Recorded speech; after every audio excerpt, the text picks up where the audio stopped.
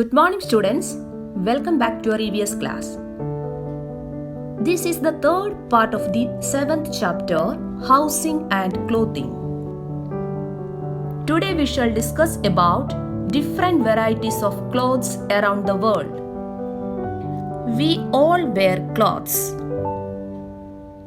Clothes protect us from heat, cold, and rain.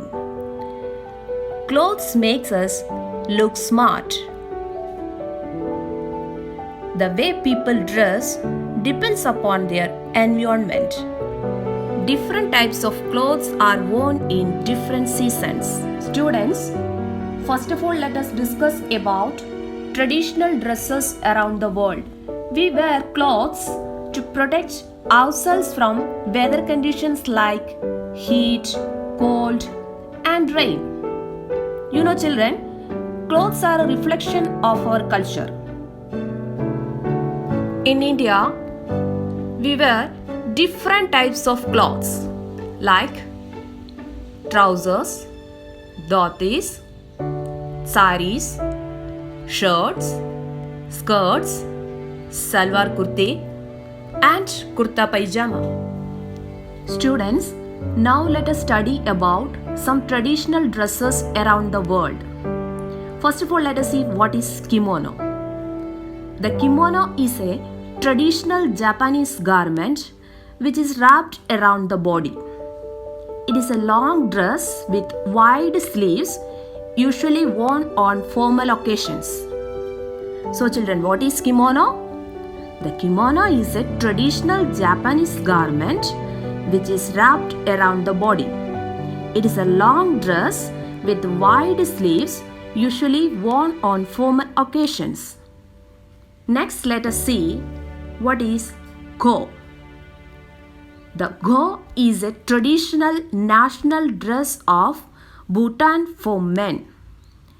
It is a knee-length robe tied at the waist with a cloth belt called kera. So what is go? The go is the traditional national dress of Bhutan for men. Next, let us see what is sarafan. The sarafan is a long jumper dress worn by women in Russia. Nowadays, it is mostly worn during Russian folk song and dance performances. So children, what is sarafan? The sarafan is a long jumper dress worn by women in Russia. Now students, please tell me, what are uniforms? Do you wear uniform when you go to school?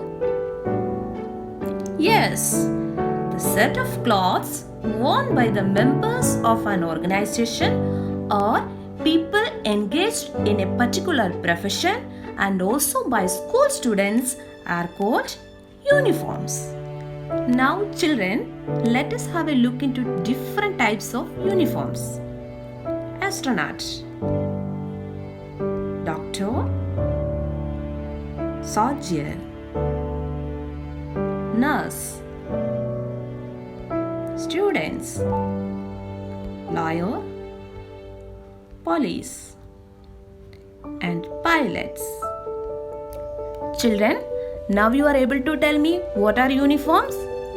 The set of clothes worn by the members of an organization or people engaged in a particular profession and also by school students are called uniforms. Students, now let us study about sources of raw materials for making cloth. There are two major sources of raw materials for making cloth. They are plant sources and animal sources. First, let us see what are plant sources. Natural fibers like cotton, jute, coir, and flax are obtained from different parts of a plant. Clothes are made of cotton, wool, and silk. Cotton. We get cotton from the cotton plant. Cotton is made into thread. The thread is woven into cloth. Cotton is used to make different types of cloths. Cotton clothes are worn mostly in summer. Next, animal sources. Animal fiber can be obtained from the wool and the hair of animals like sheep. Silk fiber is produced by silkworms. Wool. Woo! It is so cool. Woolen clothes will keep us warm. We get wool from sheep. Silk. Silk has a smooth, soft texture. We get silk from the silkworm. Silkworms live on the mulberry tree. Students, let's have a quick recap of what we have learned today. Today we have learned about traditional dresses around the world, uniforms, and sources of raw materials for making cloth. Students, exercise part of this chapter we will discuss in the next module. Thank you and have a nice day.